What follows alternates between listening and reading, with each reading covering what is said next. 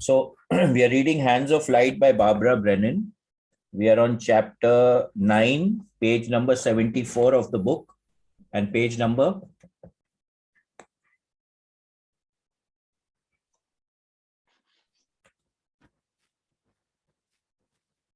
97 of the PDF.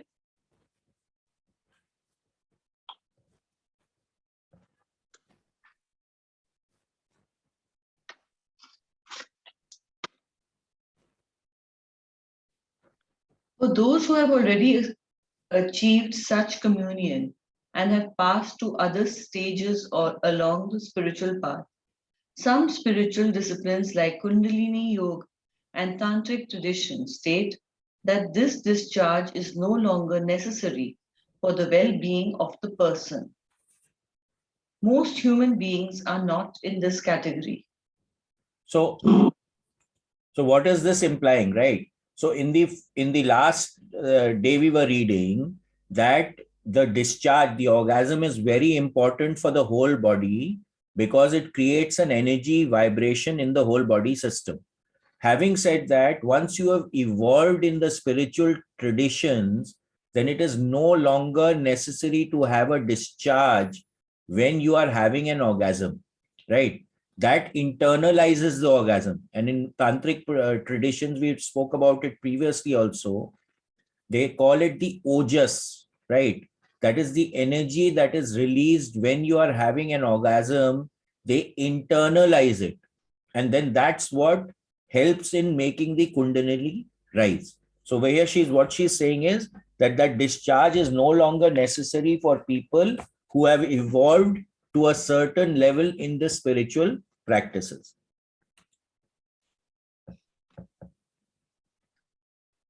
Many spiritual practices use meditation to contain, transform, and redirect the sexual energy along different energy channels, moving it along the vertical power current up the spine to be transformed into higher vibratory energy, which is then used to build the higher spiritual energy bodies. So again, even in the Monroe process, when you're going into a higher and higher states of consciousness, your body system also needs to be prepared, right? So in the first step itself, when we are doing in the excursion itself, you have a preparatory process where you create a reball, you use the ECB, you do resonant tuning to raise your energy levels, right? And then you're going into these states. So over here, what they are saying, this is also one of the ways when we internalize the ojas, it also raises our energy. It raises our ability to go into these higher states of consciousness. This is a very powerful and potentially dangerous practice and must be done with guidance. Gopi Krishna, in his book Kundalini, speaks of the transformation of his physical seed, the sperm, into spiritual energy, or Kundalini, in this manner. Many spiritual practices advocate holding the sperm or spiritual seed for transformation. So again, every one of us has a capacity, right? It's like the Kit Kat. When the power comes into your house, you have a changeover switch, right? And there's a fuse over there. So if the energy being drawn is more than what can be sustained, the fuse will blow. Then the energy comes into into a DP box. In the DP box, again, you have circuit breakers nowadays, right? If the energy being drawn on that particular line is more than a certain amount, the fuse, the Kit Kat will fall, right? So it protects us from the surge of energy, or if there is some kind of an imbalance in the system, there is a protection, there's a field which protects, right? Now, when we get into spiritual practices, if our system is not ready and we go into a practice, it can blow our fuse. So many people, when they start practicing these practices, they can start getting psychotic. Why? Because the system is not able to hold the energy which is generated by the practices. This is the reason why personally I like the Monroe process I really love the Monroe process, because you're taken into these steps very gently and with the support of the hemisync frequencies, which allow you to experience it in a very, very systematic and proper manner. Okay. Now, naturally, today it's very difficult to find gurus who can actually help us to do these things. So that's why now technology can really help us to get into these states of consciousness. And of course, many spiritual practices definitely advocate celibacy so that you can retain that seed and allow it to go up your spine, right? But over here, what they're talking about is not about hold on. When you're looking at the Kundalini practices and the Tantric practices, is not about only holding the seed, right?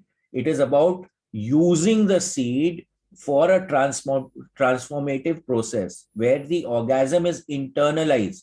It is not externalized, right? So there's a very big difference in abstinence compared to how you can use that seed in your system.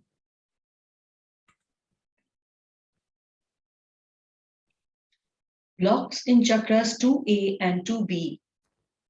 Blocking of the pubic center may result in an inability to achieve orgasm in the woman who is unable to be open to and receive sexual nourishment from her mate.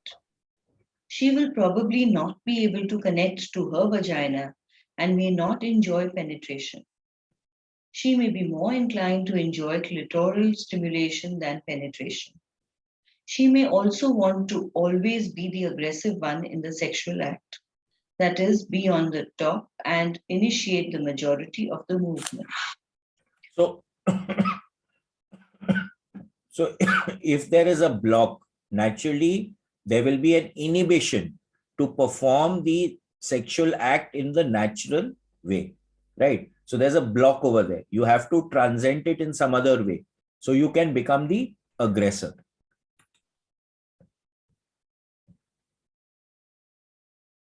Her distortion here is that she must always be in control. In a healthy state, she would want to be active sometimes and receptive at other times. But in this case, she unconsciously fears her partner's powers. With gentle, patient, caring, and acceptance from her mate, she can slowly, over a period of time, open her pubic chakra to receiving and enjoying penetration. She must also go through the deeper feelings of fear and withholding from her mate that accompany her condition to find the images from which such feelings come, as described earlier in this chapter. I am not implying that the woman should not be aggressive in sex. I am speaking more about a type of imbalance in giving and receiving. So this would take us back to Celestine prophecy, where we talked about the control dramas, right? Now, if I'm constantly wanting to draw, then naturally the other partner will start feeling depleted and not also enjoy the process, right? The sexual act needs to be a giving and a taking. It can never be a one-way street, right? So this is what she's explaining over here, that gentleness and aggression go hand in hand in the sexual act. So at one point in time, someone will be the leader, and at another point, the other partner will become the leader. So gentleness and forcefulness have to go hand in hand. So the yin and yang keep on playing and moving. A severe block in the male in the pubic chakra is usually accompanied by premature orgasm or inability to achieve an erection. The male is afraid on some deep level to give his full sexual power and thus withholds it. His energy flow often gets interrupted, clogged, or redirected towards the back, out the sacral chakra, so that in orgasm he shoots energy out the posterior second chakra instead of out the penis. This experience is sometimes painful, resulting in an aversion to orgasm and an avoidance of intercourse. So again, if you're not open to it, right, you're operating out of fear, then you're not going to achieve the result that you're wanting to achieve, right? So again, it's putting the person in the left side of the grid. And when from there, manifestation cannot take place. So naturally, there will be pain associated. There will be an issue in performing the act. There will be a resistance also. This precipitates difficulties on other levels with his mate, as it does with the non-orgasmic woman. Many times, of course, through the law of like attracts like, these people find each other and share this mutual problem. Too many times, the pseudo solution has been to blame the other person and try to find another mate. This only perpetuates the situation until the owner of the problem has to finally admit ownership. At this point, the work of digging out the originating images of core beliefs can begin. So again, we need to take responsibility for what is happening. This has been the theme in most of the books that we've been reading, right? So we need to be responsible. As soon as we start blaming the other guy, we start creating a problem for ourselves. And also, so the like attracts like. This is the principle of resonance. So if something is resonating in my field, that is what I'm going to attract to me. So many times you will find that people who are having the same kind of problem, they get attracted to each other. It is a blessing in these cases to have an accepting, understanding, and strongly committed mate. If both people, instead of blaming the other, admit their difficulty, they can focus on giving love, understanding, and support to their partner, and thus develop a new form of mutuality. So again, when we are operating from the left side of the grid, we are also operating from the control drama. So we are constantly wanting to suck energy from the other person. As soon as we start operating from the right side of the grid, we start becoming more accepting, more giving, more loving, right? More nurturing. And we also start to raise our levels of consciousness. So naturally, if someone is in a relationship which is operating from the right side of the grid, it will automatically be nurturing. And if the couple is operating from the left side of the grid, it will automatically be depleting, right? So always we need to figure out what state of consciousness that we are operating from. Which side of the grid are we operating from? This becomes extremely, extremely important. And see, again, this is a theme, right? What I'm seeing is that if we can bring awareness to whether we are operating from the left or the right side of the grid, a lot of stuff will automatically start to shift in our lives.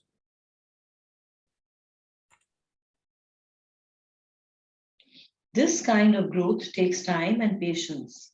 It takes true giving without making demands that one's desires be fulfilled by the other person. So what is the focus on over here, right? Focus is on giving, not on taking, right? Again, we go back to the Celestine prophecy. What was the loving nature that one person is lovingly giving to the other person, and that person is lovingly giving back. There is no demand. There is no pressure in giving. It is lovingly given and giving and lovingly taken. This results in an increase in the energy field of both the partners, right? And that is what we are looking for in any kind of a relationship, whether it be a business relationship, whether it be a marriage relationship, between family members, father and mother relationship, with your children relationship. In anything, if you're attempting to grab, you're becoming a leech, then it will create a problem. The moment you are giving lovingly and not expecting stuff back, then the circle gets created, the circuit gets created, and everyone grows in the process. Then, as mutual trust and self respect grow from giving up blame and from giving love, sexuality usually opens up and grows into a nourishing exchange. It is not unusual for one of the centers to be closed when the other is open. Many times, this is just how the pairs front-back of chakras work in people, there will be an over-functioning in one and an under-functioning in the other, because the person cannot tolerate the power of having both aspects of a chakra functioning at the same time.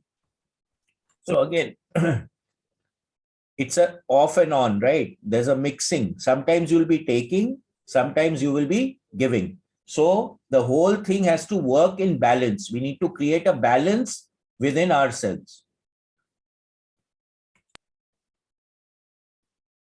For example, for some people, it is very difficult to feel both tremendous sexual power and be very open to giving and receiving from another in lovemaking. Many times, sexual power turns into fantasy rather than allowing the moment to unfold by immersing the self into the partner's depths and personal mysteries. So again, disassociation, right? You've gone into a fantasy world and not connecting with the partner for a integrative kind of an experience, right? So yeah, both can work.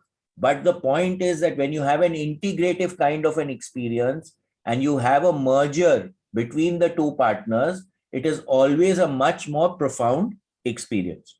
See, sexuality can be used in a very powerful way to achieve spirituality, to achieve different and elevated states of consciousness, right? It is a very pure. There is, when you do it with purity, when you do it with love, right? When you do it with care, it can become a very powerful tool to allow us to elevate ourselves.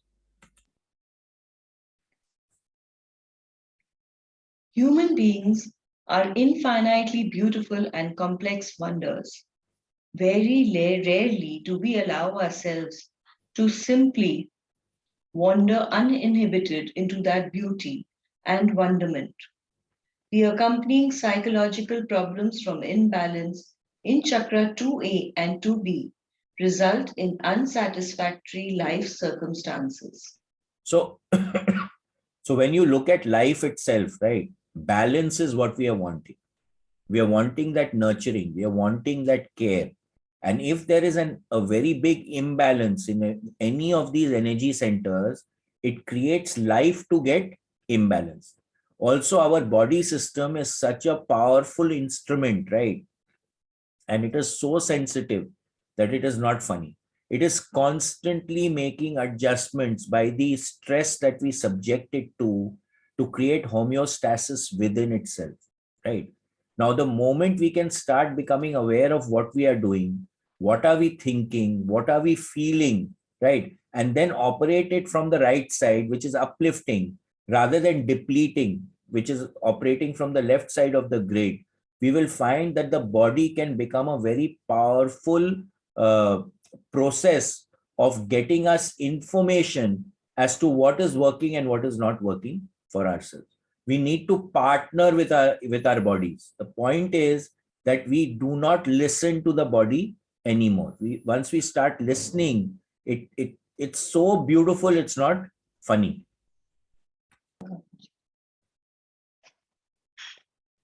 For example, when the rear center is strong in a clockwise direction and the front center is weak or closed, the person will have a strong sex drive and probably a great demand for sexual relations.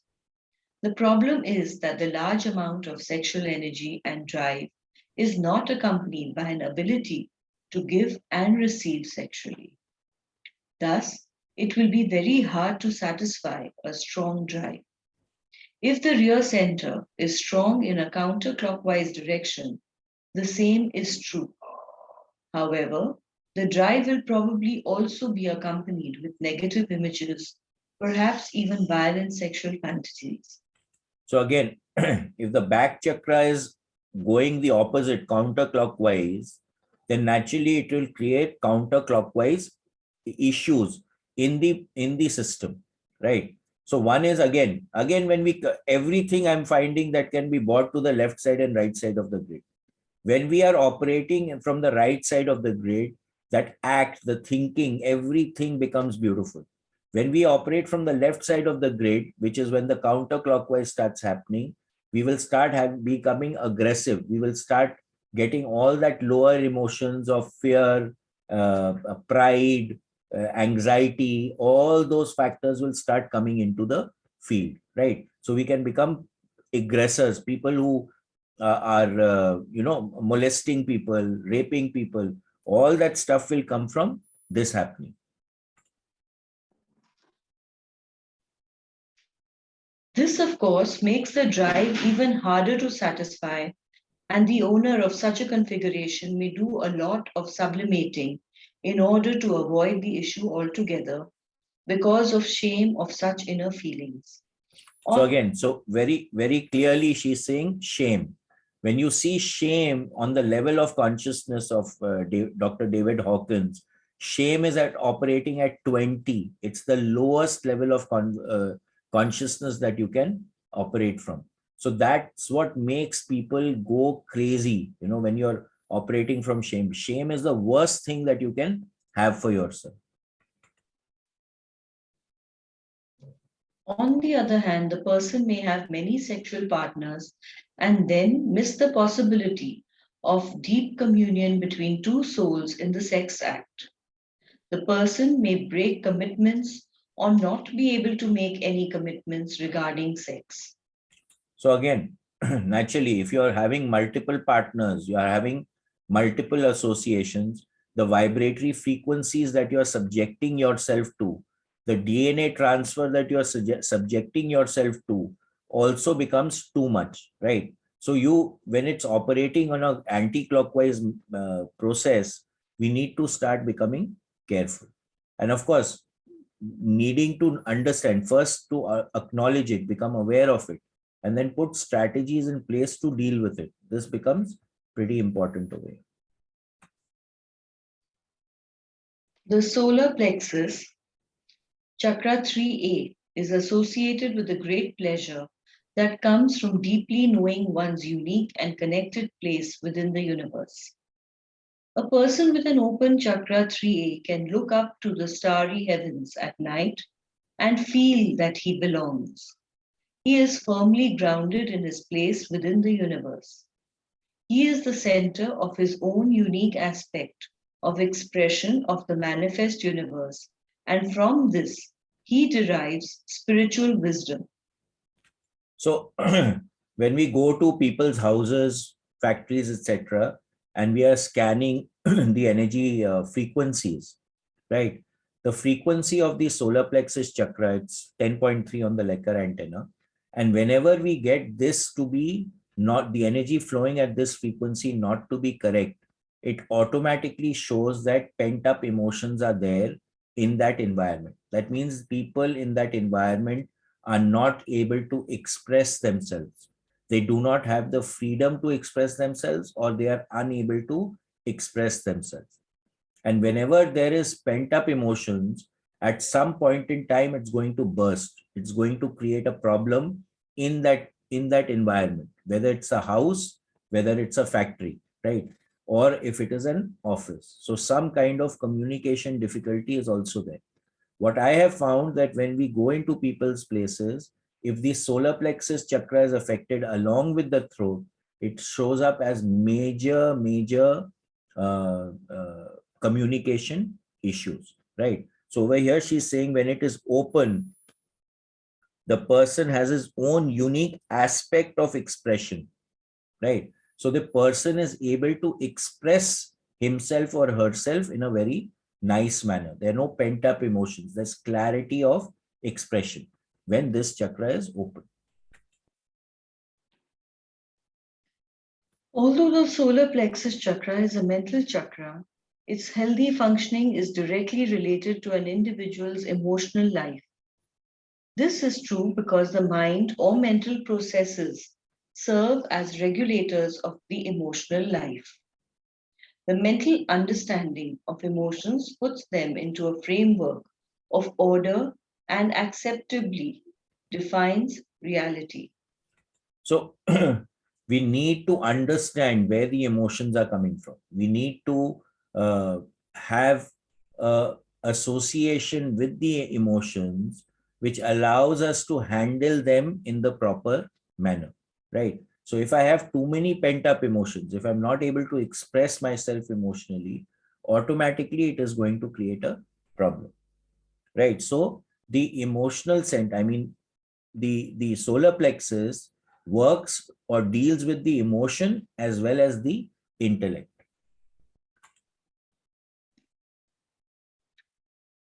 If this center is open and functioning harmoniously, he will have a deep, fulfilling emotional life that does not overwhelm him. This is also very, very important, right?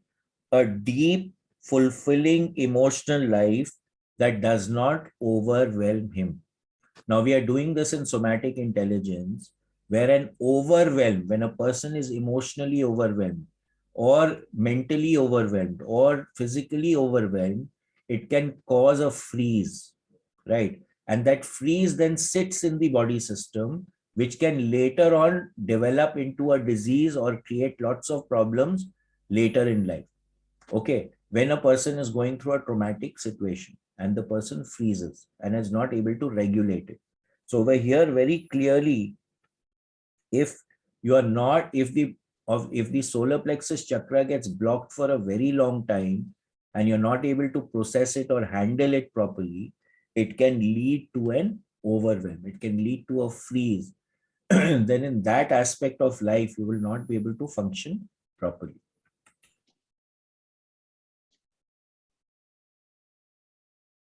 However, when this center is open but the protective membrane over it torn, he will have great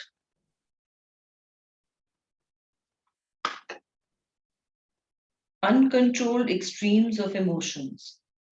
He could be influenced by outside sources from the astral, which may confuse him. He may get lost in the universe and stars. He will eventually have physical pain in that area from overuse of that chakra and may eventually create a disease, such as adrenal exhaustion. So when there is no filter, right, there is no segregation of the energies that you're feeling, which come in from this center, again, it will lead to overwhelm. So over here, she says adrenal fatigue. What does that mean? Whenever the sympathetic nervous system in our body system is activated, the system starts pumping adrenal. Adrenaline, what it does, it is responsible for the fight and flight response. The sympathetic nervous system is responsible for the fight and flight. The adrenaline is supposed to be used in either fighting or running. But if it does not get used, then it stays in the body and increases the toxicity of the body system, which then can result in various kinds of ill health. Over here, she says pain, and naturally that ill health can start coming, right? So we need to be naturally be clear that the protective film in the chakras, that should not be ruptured. Okay, I'm sure that she's going to give us tools as to how we can actually start repairing these ruptured chakras also. But like when we have an operation, when we have a traumatic experience, someone really hurts us very badly, at that time these ruptures can take place.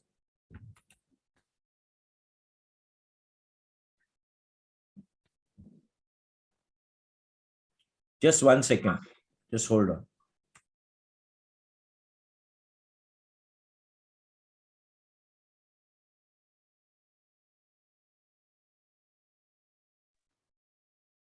If this center is closed, he will block his feelings, perhaps not feeling anything. He will not be aware of a deeper meaning to the emotions that lends another dimension to existence. He may not be connected to his own uniqueness within the universe and his greater purpose.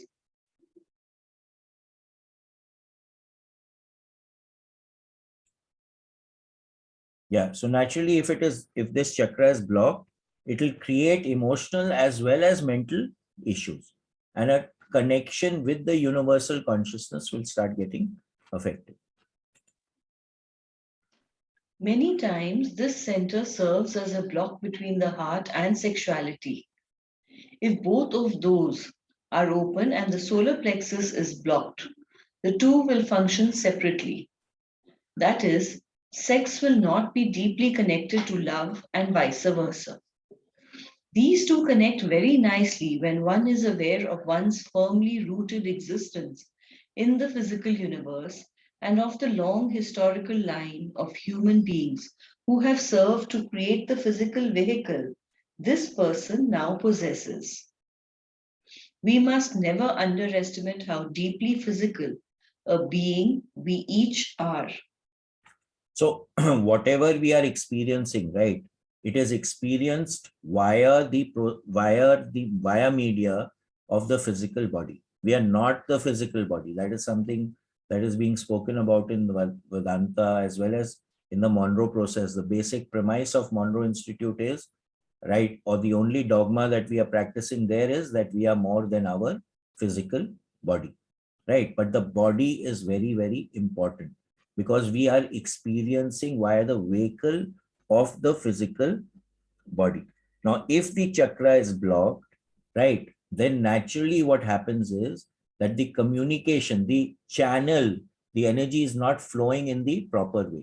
And since this chakra is sitting right between the sexual chakra and the heart, the connectivity between those two chakras will get affected if the solar plexus chakra is affected. So sexuality will get affected. The heartfelt connections which we are talking about, which will make a relationship very nice, will not be able to be felt if the solar plexus chakra is blocked, because there's a block between communication between the heart and the sexual chakra. Okay, so it becomes important. Actually, at the end of the day, all the chakras need to function properly because they build on each other. They depend on each other, right? You cannot operate independently of each of the chakras because that will create a imbalance. So what is the aim? That ultimately all the chakras need to function properly. The solar plexus center is a very important center with regard to human connectedness. When a child is born, there remains an etheric umbilicus that is connected between mother and child. These cords represent a human connectedness. Whenever a person creates a relationship with another human being, cords grow between the two 3A chakras. The stronger the connections between the two people, the stronger and greater in number these cords will be. In cases where a relationship is ending, the cords are slowly disconnected. So this is something that I've been noticing. I must have read this book 15 years back, but now I'm noticing it physically. When two people are standing together, whether the connections are there or not, right? This is a natural connection which is there between a mother and a child, right? Now, if you are in love with someone, if you are in a relationship with someone, if you are even a business partner, for example, the connections will be there. If the connections are dissolving, then the partnership, the relationship is going to collapse. And I've been seeing this over and over again. We can actually test for it also.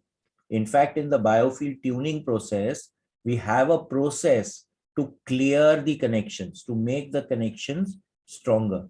And it really works.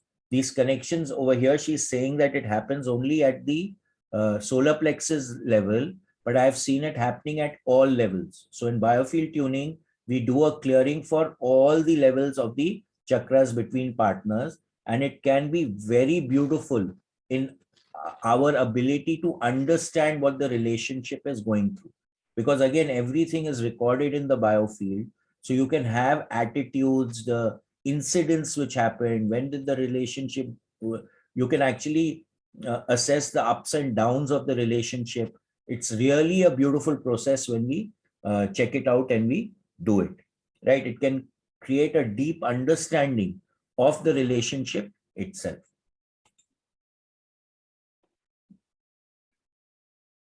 Cords develop between other chakras of people in relationship also.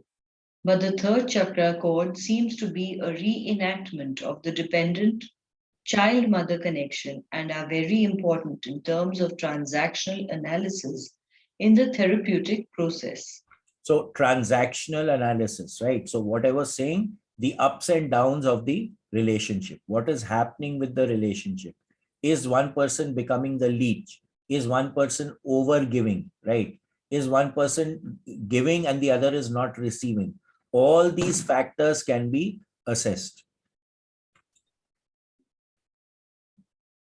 Transactional analysis is a method to determine the nature of an interaction you have with other persons. Are you interacting with them as a child would to a parent, child parent, or are you interacting as if they are the child and you an adult, adult child? Or are you acting as adults? This type of analysis reveals a lot about your personal reactions to other people. The nature of the chakra codes that you build in your first family will be repeated in all the following relationships that you create later. So again, the first 6 years of our lives are considered to be the formative years. Most of our behavior patterns, most of our characteristics are formed at that point in time, right? And ultimately what happens, there are patterns in life. We get created, we get caught up in the pattern, we get caught up in the belief systems, right? Again, when you look at the Monroe process, what is Robert Monroe talking about in the Gateway Voice? The first thing that he says is that we need to transcend our belief systems. We need to make a higher connection.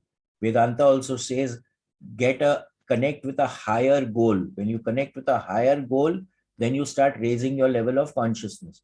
So over here, what is happening is that the first few relationships that you have, those relationships or every other relationship will be colored by that particular relationship.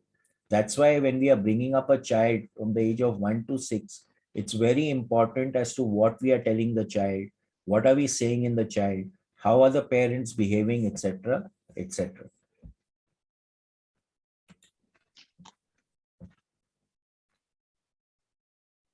As a child, the child mother codes represent just that, the child mother relationship.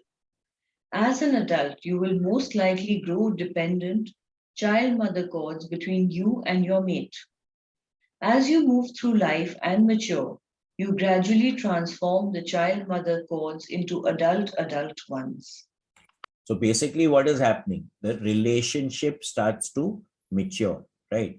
When you start operating out of maturity, you start understanding, you start being operating from willingness, right? Again, when you connect it to the hierarchy of consciousness in the levels of the map of consciousness, you will find that an adult relationship will operate always above 200. Whenever it is operating below 200, there will be an issue, right? Someone will be dominant, the other person will be weaker. But when do we have a strong relationship? When there is a partnership, when there is balance in the relationship, that is when the growth actually starts to happen. The diaphragmatic center, chakra 3B, located behind the solar plexus, is associated with one's intention towards one's physical health. If someone has a strong health love towards his body and an intent to keep it healthy, this center is open.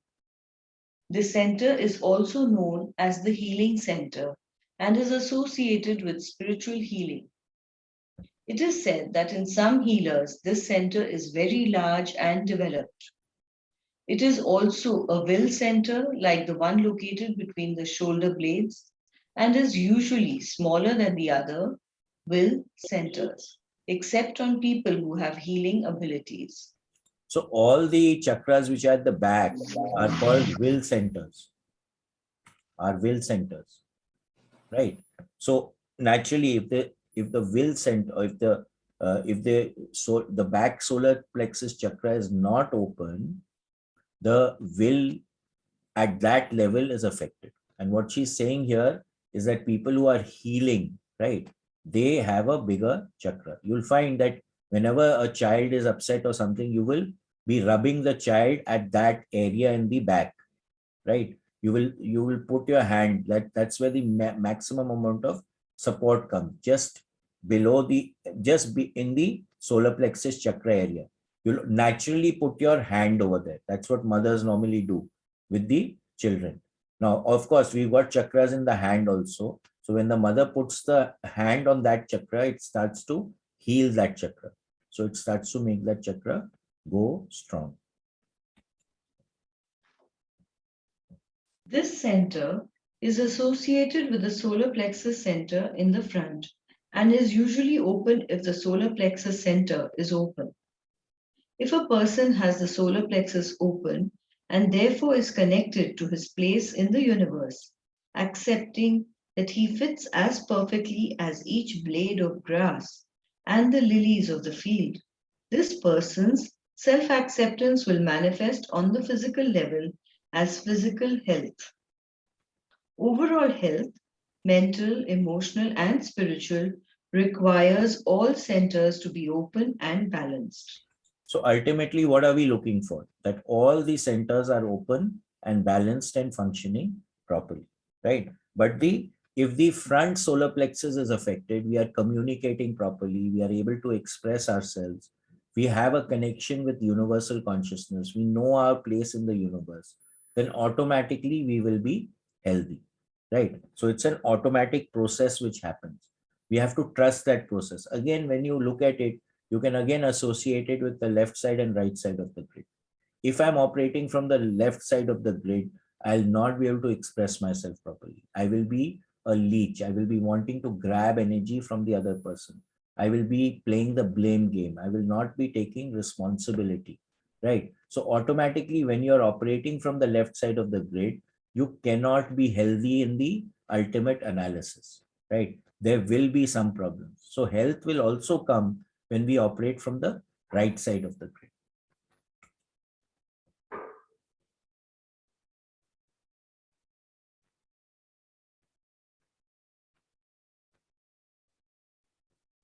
You will see as we move through the chakra descriptions, the front and rear aspects of each work together as a pair, and a balance between each is more important than to try to open only one very widely. Okay, so balance is very, very important in everything. This is something that we found in Vastu also, where people say northeast extension is good. Okay, according to me, balance is the best thing that you can have for yourself. So when people tell me this, I tell them, okay, northeast extension is good. Let us say that your right hand, which we can consider your northeast extension, is longer by 6 inches. Will you be able to live a proper life? I would like all of you to start contemplating this, that if your right hand is longer by 6 inches, how will you do stuff? Okay. It may seem easy, but when that happens, you will find it will become very, very difficult. Okay. So basically, what is the game that we want to play? We want to have balanced and integrative growth. We don't want to have abnormal growth in any area of our life. And that is where what she's saying very clearly is it is more important to try to open, it work as a pair, and a balance between each is more important than to try and open one very widely. So if I'm over aggressive in one area of my life, another area of my life is depleted, there will be imbalance and I will create problems in my life.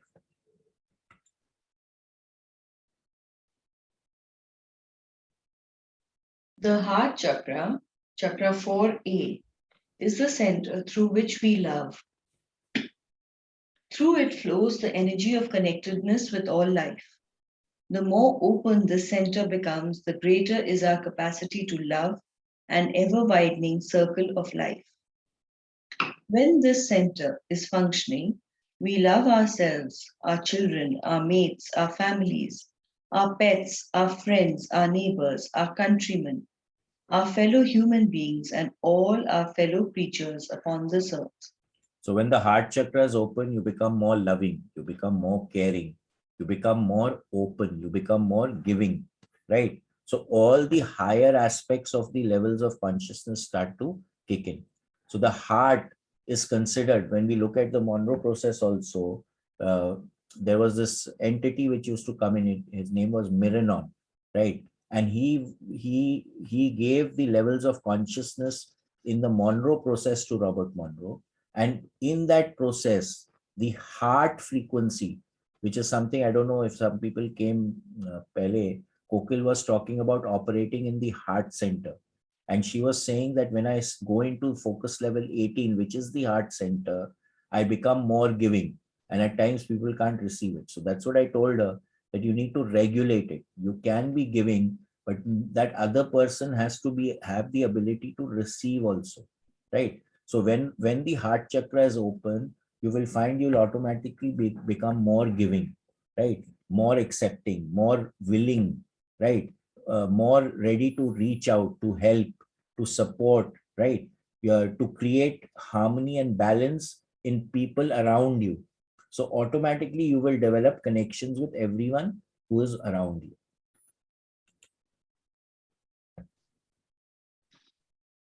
Through this center, we connect cords to heart centers of those with whom we have a love relationship.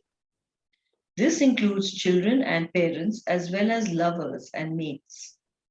You have probably heard the term heartstrings, which refers to these cords.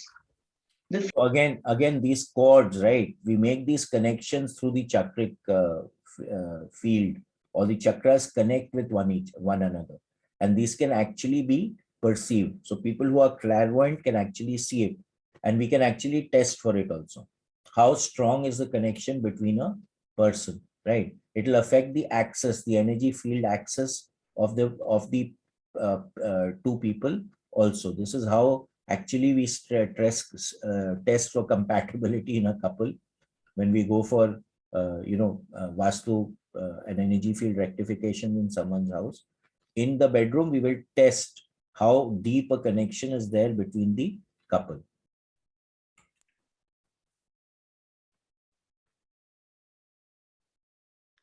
The feelings of love that flow through this chakra often brings tears to our eyes. Once we have experienced this open, loving state, we realize how much we have missed it before, and we cry. So again, when we go into these states of love, right, these are tears of joy, these are tears of ecstasy, they are tears of bliss, which come when we operate from the heart chakra.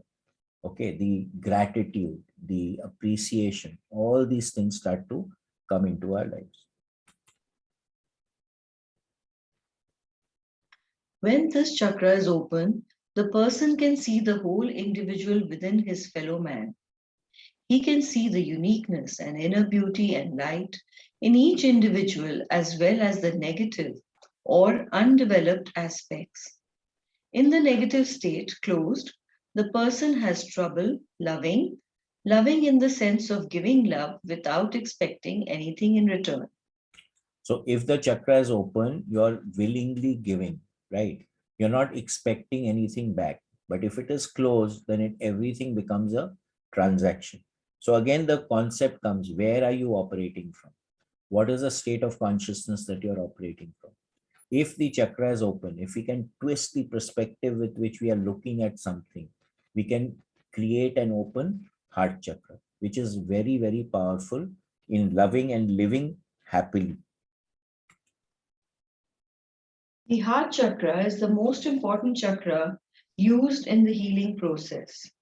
All energies metabolized through the chakras travel up the vertical power current through the roots of the chakras and into the heart chakra before moving out of the hands or eyes of the healer.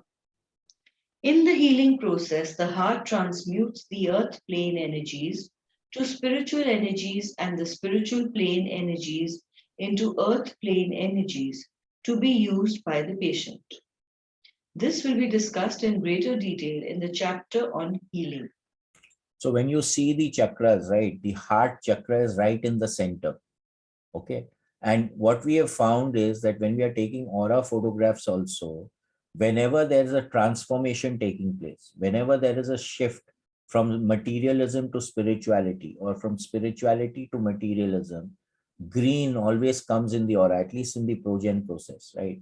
And this, the color of the, I consider the color of the, in the progen camera process, the whenever the green comes in, it's a very healing and therapeutic kind of a color, right? It helps in transformation, it helps in growth, it helps in transformation, right? So over here, very clearly, she is saying that the heart chakra acts like the transformer between earth energies and cosmic energies, or earth related physical energies and cosmic energies which are related to spirituality. So having an open heart chakra is very, very beneficial for all of us. Midway between the shoulder blades, chakra 4B is associated with the ego will or outer will. This is the center from which we act in the physical world. We go after what we want. So again, the heart also is the center for desires, right? Now, how are we wanting to acquire what we want when the back chakra, which is again associated with will, is active? So we will act on our desires. If this center is clockwise, we will have a positive attitude about accomplishing things in life and see other people as supports for those accomplishments. We will then have the experiences to support this view because we live it.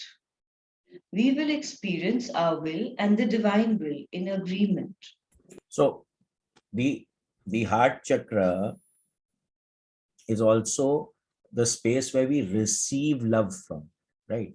So if the back heart chakra is open, and that's where we receive love from, then we can see everyone as a holistic figure and as a person who can support us.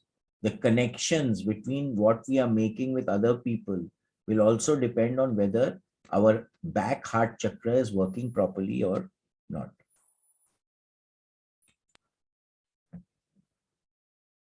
We will see the will of our friends aligned with our will.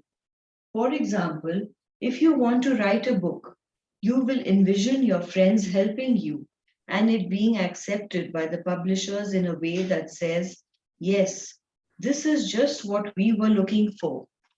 So again, you're able to receive love, right? You're able to receive support. If the back heart chakra is affected, then you're not able to receive love. You're not able to ask for support. Again, this is one of the tenets of the gateway affirmation in the Monroe process. And I think it is so important.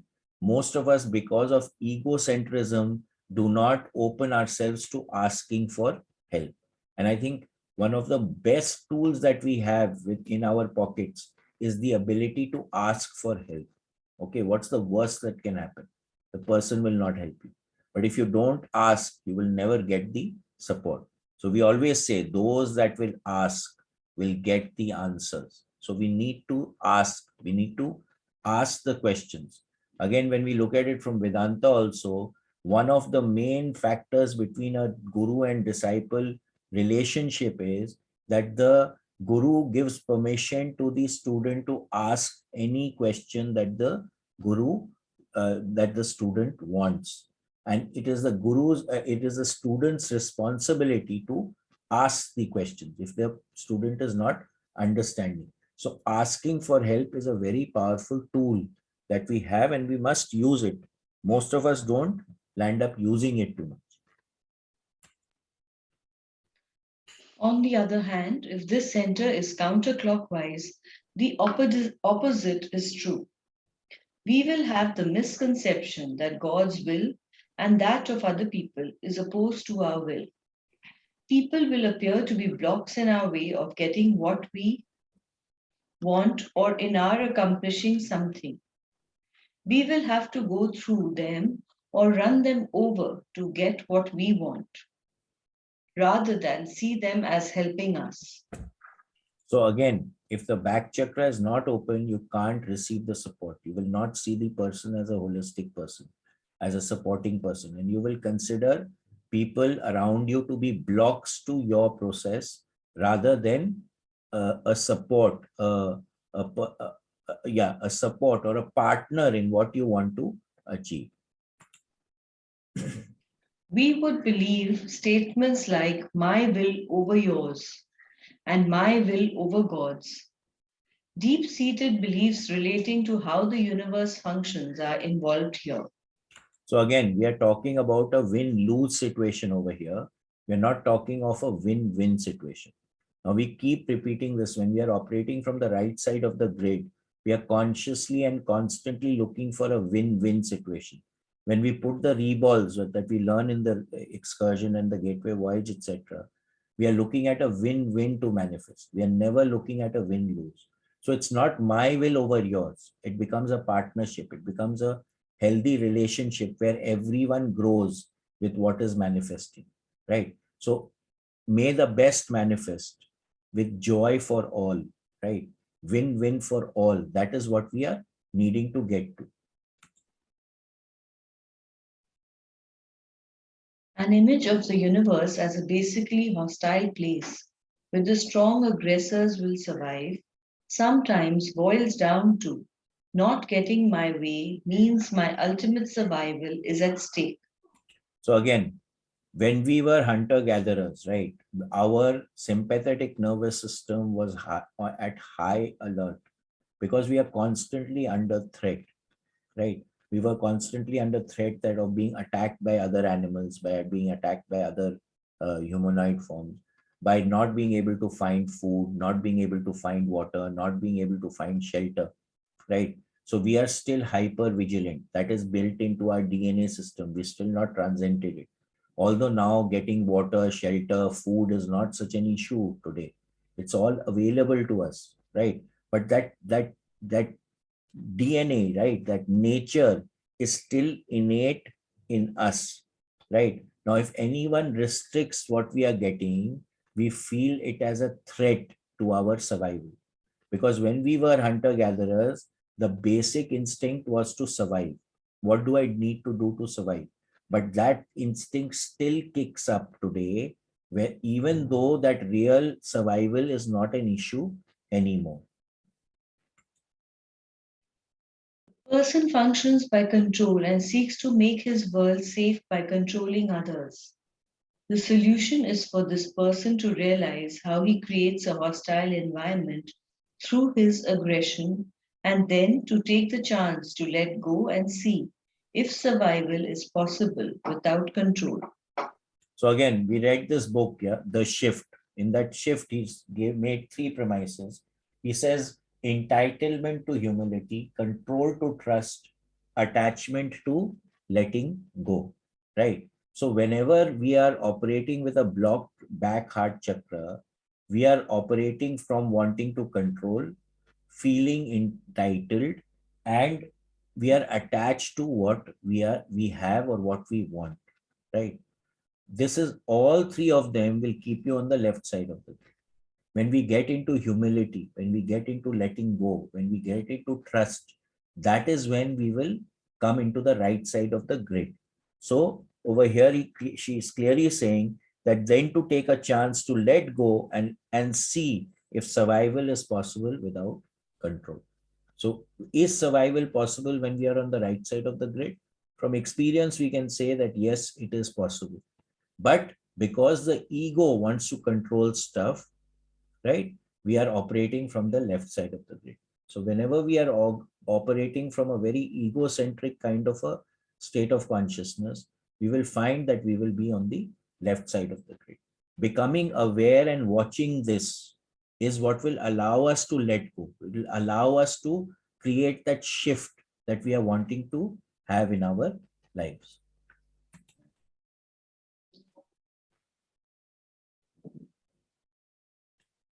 An image of the universe as a basically hostile place where the strong aggressors will survive sometimes boils down to not getting my way, means my ultimate survival is at stake.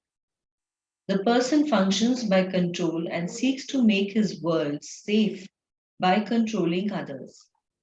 The solution is for this person to realize how he creates a hostile environment through his aggression, and then to take the chance to let go and see if a survival is possible without control. Taking such a chance will eventually lead to experiences of a benign, abundant, and safe universe in which the person's existence is supported by the whole. So again, so when we are shifting from the left to the right, we find that stuff will start moving for us. Manifestation will start taking place. But we have to have that courage to make that shift because we need to let go. We need to trust. Whenever we are operating on the left side of the grid, there'll be aggression, there'll be agitation, there'll be anxiety, there'll be fear, there'll be grief. All these things operate from the left side of the grid. In another case, this center may be overactive. It could measure very large in a clockwise direction, accompanied by a small clockwise or counterclockwise heart chakra. In this case, the person's will isn't particularly negative. It is just used to serve the function the heart center would serve. Instead of being able to let go, trust, and love, that is, run more energy through the heart chakra for A, the person compensates this with his will. He runs more energy through the rear aspect of chakra 4, between the shoulder blades. The person may be saying covertly, I want my way without having to consider your humanity. This person functions mainly from will rather than love, or power over rather than power from within. It is the distortion from which one would own one's mate rather than be an equal. So again, becoming forceful, becoming dominant, right? You dominate the other person rather than having a partnership. If that the front heart chakra is not functioning very well, and the back heart chakra is functioning over functioning, right? So again, if we are bending people to our will, we are not considering what is happening with the other person, then naturally we are creating a problem in the relationship. Okay, I think we can stop here.